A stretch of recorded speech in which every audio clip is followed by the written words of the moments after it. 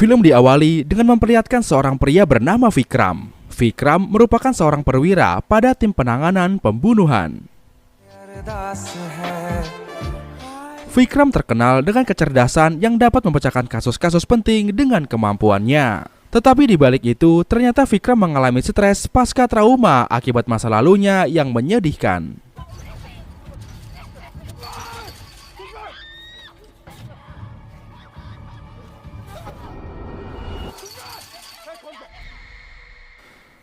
Karena keadaan Vikram yang sekarang, sang psikiater menyarankan agar Vikram berhenti bekerja. Karena pekerjaannya yang sering menangani kasus pembunuhan membuat memori masa lalu yang kelam bermunculan kembali. Dan hal itu memicu rasa panik ketika dirinya sedang bertugas. You're a classic case of post-traumatic stress. ये job छोड़ दो.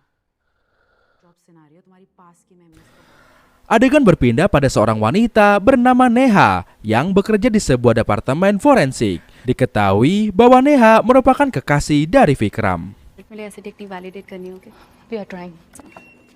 एक ऐसी technique validate की गई है जिससे क्यों? Di malam harinya, mereka berdua pergi untuk makan malam bersama. Di sini, Neha mencoba menanyakan tentang masa lalu Vikram. Namun setiap Neha menanyakan hal itu, Vikram selalu saja banyak alasan. मुझसे झूठ बोला नहीं जाता और सच बोल.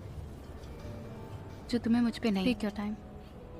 मैं तुम्हें force नहीं. Keesokan harinya, Neha meminta Vikram untuk berhenti bekerja karena Neha mengkhawatirkan kesehatan Vikram. You're blowing this out of proportion. थोड़ा relax कर. Namun Vikram sempat menolak permintaan Neha. Namun Neha tetap menyarankan Vikram untuk mengambil waktu cuti lebih lama. कहीं दूर चलते हैं. काम ही है जो मुझे बचा रहा है. अगर मैं काम छोड़ दूंगा ना तो nothing's gonna change. Lalu Vikram menemui bosnya yang bernama Agit untuk meminta cuti selama 3 bulan. Awalnya sang bos sempat menolak permintaan cutinya karena Vikram merupakan anggota inti dari departemen itu.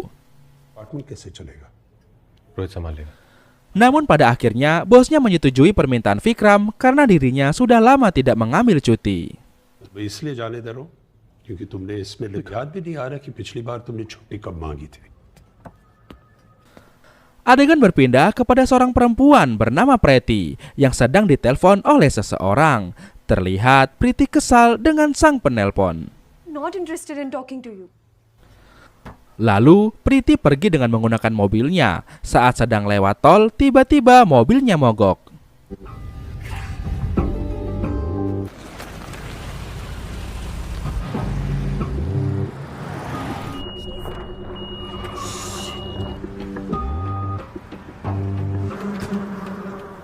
Tak lama setelah itu, datanglah seorang inspektur bernama Ibrahim, nggak pakai Movik.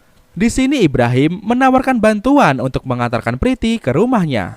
Namun Preti menolak dan ia meminjam ponsel sang inspektur untuk menelpon ayahnya karena ponsel Preti tertinggal di rumahnya. आपके फोन से मॉम ने police jeep में देख लिया तो मेरी गाड़ी बंद पड़ गई है और ये यहाँ से गुजर रहे थे. मैं छोड़ दूं. गाड़ी बाद में टोचिंग करा दीजिए. बाय. डैड आ रहे हैं. Setelah itu, Inspektur Ibrahim pergi meninggalkan Preti. Ia pergi menuju kantor pusat untuk mengirim sebuah berkas. Tapi ternyata berkas yang ia bawa sudah salah dan ia pun terpaksa harus kembali ke kantornya untuk mengambil berkas yang benar. Saat di perjalanan, ia melihat Preti yang sedang berbicara dengan seseorang mengendarai mobil berwarna biru. Setelah mengambil berkas yang sesuai, Inspektur Ibrahim kembali ke kantor pusat. Ketika melewati jalan tol, ia berhenti karena ada seorang pria yang terlihat kebingungan. Rupanya pria ini bernama Mohan yang merupakan ayah Preti. इधर-उधर गई होगी. आप आराम करेगा. वो घर में है. अरे इधर-उधर गई होगी. दौलतनगर पुलिस थाना में ऐसा है. Setelah 2 bulan lamanya, Preti hingga kini masih tidak ada kabar. गाड़ी वही है या घरे ले आए? जो पब्लिक सर्वेंट हो समझे, तुम्हारी जिम्मेदारी बनती है उसका ध्यान रखना. Kemudian Vikram mendapat telepon dari rekan kerjanya yang bernama Rohit. Rohit mengatakan bahwa Neha juga ikut menghilang.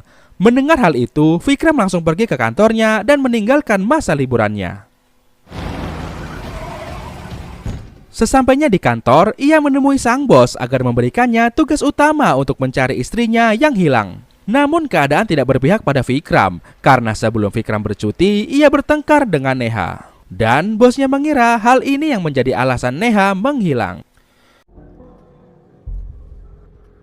Neha के कॉल रिकॉर्ड्स में भी यही है उसने इसको बहुत बजाने से पहले इनका Dengan berat hati, Vikram pun harus melakukan penyelidikan ini sendiri bersama temannya Rohit.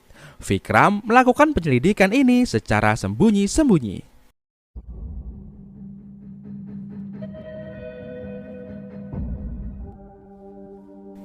Lalu tiba-tiba Vikram mengingat, sebelum Neha hilang, ia juga menangani kasus hilangnya Priti. Sontak, hal itu pun langsung membuat Vikram kepikiran untuk mengambil alih kasus Priti agar sekalian ia bisa menyelidiki kasusnya Neha.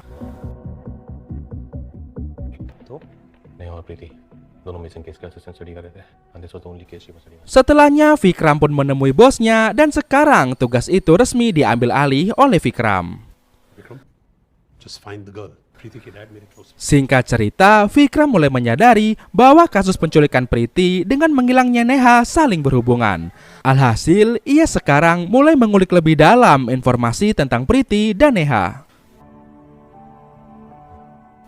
Kemudian Vikram pergi menemui Inspektur Ibrahim, yaitu orang yang terakhir melihat Priti sebelum Priti menghilang. Lalu Vikram meminta untuk membicarakan kasus ini secara private di rumah Ibrahim. Di tengah jalan, Inspektur Ibrahim meminta mampir ke bengkel untuk mengambil motornya. Setelah sampai di rumah Inspektur Ibrahim, ia memberikan sebuah informasi yang ia tahu kepada Vikram. Lalu Vikram melakukan pengecekan di rumah Inspektur Ibrahim. Setelah selesai mengecek, Vikram menemui Inspektur Ibrahim dan memberikan sebatang rokok. Vikram pun kembali ke dalam mobil. इस पे नजर रखो. Di dalam mobil, ia dan Rohit berencana mengawasi Inspektur Ibrahim karena Vikram merasa Inspektur Ibrahim patut dicurigai. Inspektur Ibrahim mengatakan bahwa ia melihat sebuah mobil biru, sedangkan di CCTV tol tidak ada yang merekam mobil berwarna biru dan hanya Inspektur Ibrahim saja yang melihat itu. के अलावा किसी ने नहीं देखी. CCTV footage. Ternyata Vikram diam-diam mengambil sidik jari dari Inspektur Ibrahim. Dan cerdiknya lagi, rokok yang tadi ia berikan kepada Inspektur Ibrahim digunakan untuk mendapatkan DNA-nya.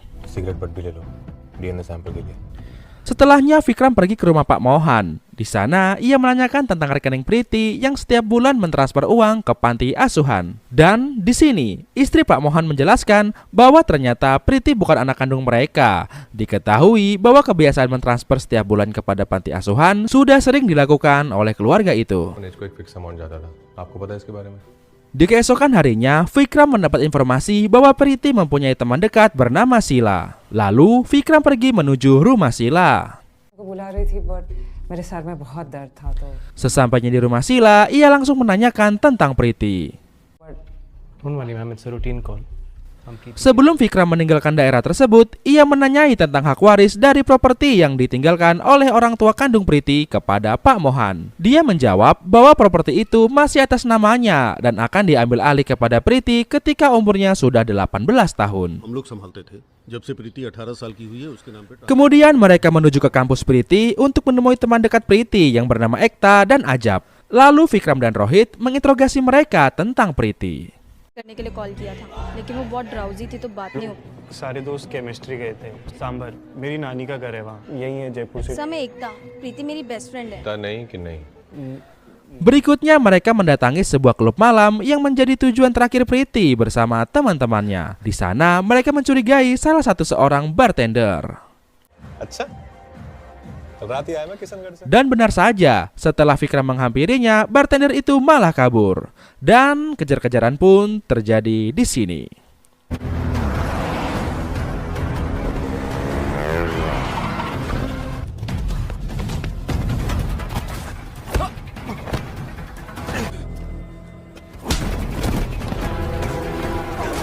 Namun sayangnya mereka salah sasaran. Ternyata bartender itu tak ada hubungannya dengan Priti, melainkan ia ketakutan karena dirinya seorang pengedar obat haram. Sang bartender juga mengatakan bahwa ia beberapa kali melihat Priti dengan Ajab. आगे तुम लोग arrest. Lalu Vikram menemui Mohan dan istrinya dan memintanya untuk mengadakan doa bersama. Tujuan Vikram yaitu agar ia dapat mengetahui siapa yang terlibat dalam kasus ini, dan Mohan pun menyetujuinya.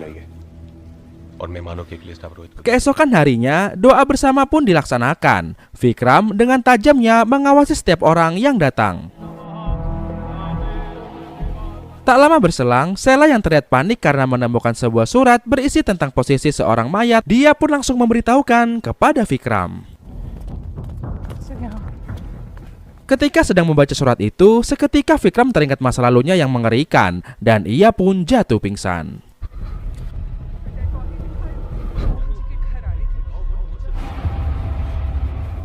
Singkatnya, Vikram yang sudah sadar menuju tempat yang ditulis di dalam surat itu.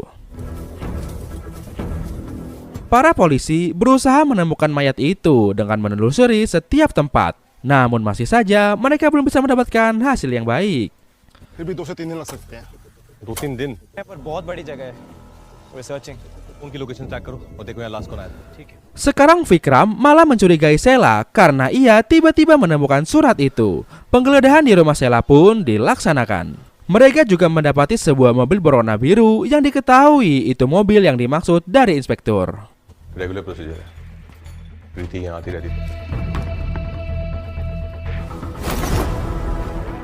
Tidak hanya itu, mereka juga mendapatkan beberapa surat yang persis dengan surat yang ditemukan oleh Sheila. Lalu Sheila ditangkap dan dijadikan tersangka.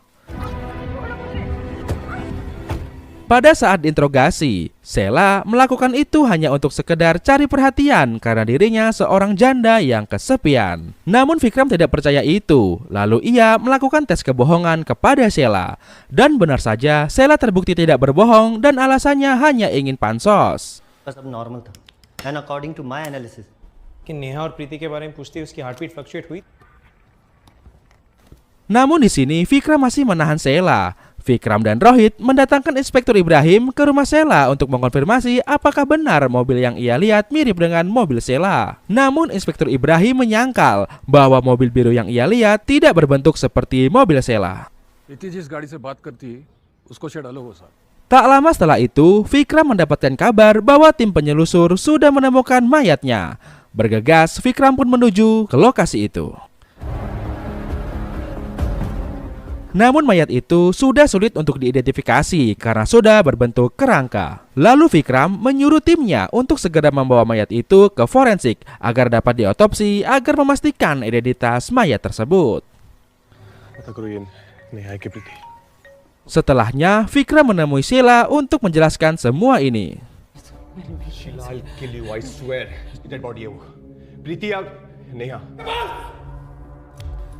Singkatnya, mayat itu berhasil diidentifikasi dan ternyata itu mayat Priti. Dan di jasad itu ternyata juga ditemukan DNA dari Ajab. Vikram pun langsung mengutus Rohit untuk menangkap Ajab. Namun Ajab malah menghilang.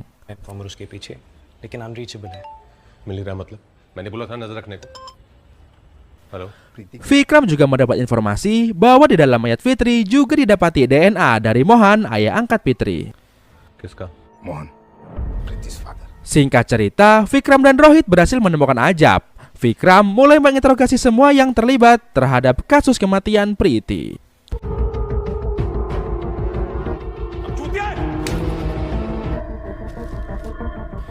Selanjutnya Vikram mencurigai supir truk karena ia mendapatkan informasi dari seorang wanita. Lalu Vikram mengecek CCTV tol. Dan ternyata Vikram mengenali supir truk itu. Sepertinya ia pernah melihat supir itu di saat ia mengunjungi rumah Inspektur Ibrahim. Dan ternyata supir truk itu adalah orang yang pernah memperbaiki motor dari Ibrahim. Dengan segera Vikram menuju tempat Ibrahim untuk menanyakan tentang keberadaan supir truk itu. Lalu mereka pun menuju kediaman supir itu yang bernama Farhad, nggak pakai Abbas.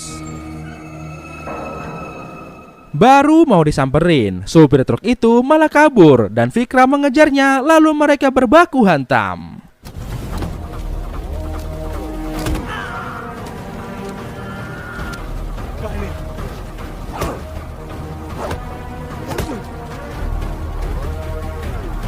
Namun Farhad yang membawa senjata api menembak Ibrahim hingga modar. Saat Farhad ingin menghabisi Vikram, tiba-tiba Aksai datang membantu Vikram. Kemudian Vikram bertanya kepada Farhad tentang keberadaan Neha. Farhad menjawab tidak tahu karena dia hanya orang sewaan. Setelah itu Farhad menunjukkan kepada Vikram lokasi orang yang menyewanya. Dan ternyata rumah itu adalah rumah Rohit. Vikram sangat terkejut saat mengetahui hal itu. Saat Vikram sedang bertanya, Rohit malah menodongkan sebuah pistol. Namun sebelum Rohit menembak Vikram, dirinya malah tertembak duluan dan Rohit pun modar.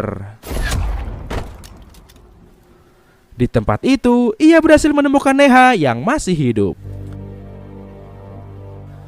Saat upacara pemakaman tiba, Sapna mengungkapkan semua kepada Vikram. Diketahui bahwa Sapna adalah seorang lifebuoy. Sapna dan Priti terlibat cinta terlarang. Sapna menikahi Rohit karena dirinya ingin memendam perasaannya kepada Priti. Saat Rohit mau bermain kuda-kudaan, Sapna pasti menolak karena dia gak suka cowok.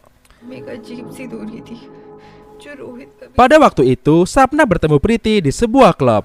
Hal itu memicu perasaan lamanya kembali. Saat Sapna mengungkapkan perasaannya pada Priti, Priti menolaknya karena dia bukan lifebuoy. Mendengar hal itu, Sapna galau segalau-galaunya. Sapna memerintahkan Farhad untuk membajak mobil Priti agar mogok di tengah jalan. Saat mogok di jalan, Farhad berpura-pura menolong Priti, namun dirinya malah menyuntik obat bius kepada Priti. Ia lalu membawanya ke dalam mobil biru yang dimasukkan ke dalam truk. Setelahnya, Farhad membawa Priti kepada Sapna. Pada awalnya, Sapna ingin bicara baik-baik dengan Priti, namun Priti menolak. Dan tanpa sengaja, Sapna mendorong Priti sampai meninggal.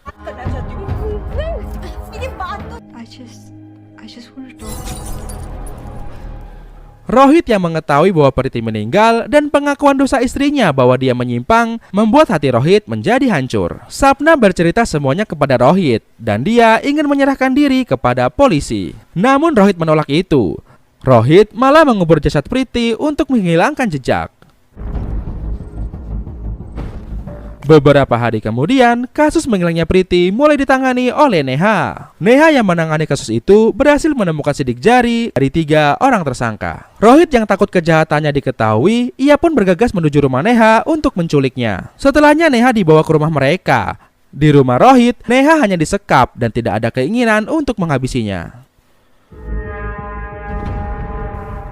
Selanjutnya mereka berencana pindah ke Afrika. Namun hal itu terkendala karena ibu Rohit sakit. Dengan cerdiknya, Rohit menggali makam Priti untuk meletakkan sampel DNA dari beberapa tersangka. Rohit juga memindahkan jasad Priti ke Raja Gordon, tempat yang ditulis oleh Sheila di awal film tadi, agar polisi semakin yakin bahwa Sheila lah pelakunya. Rohit melakukan itu hanya untuk menyelamatkan istrinya. Ia ingin melindunginya sampai akhir hayatnya. Rohit बस मुझे प्रोटेक्ट कर रहा था। Vikram mendatangi pemakaman Priti bersama keluarganya. Vikram juga menemukan sebuah surat dari Rohit yang bertuliskan permintaan maaf dirinya, dan akhirnya Sapna pun dipenjara. Scene pun berganti. Diperlihatkan Vikram dan Neha yang sedang mengobrol.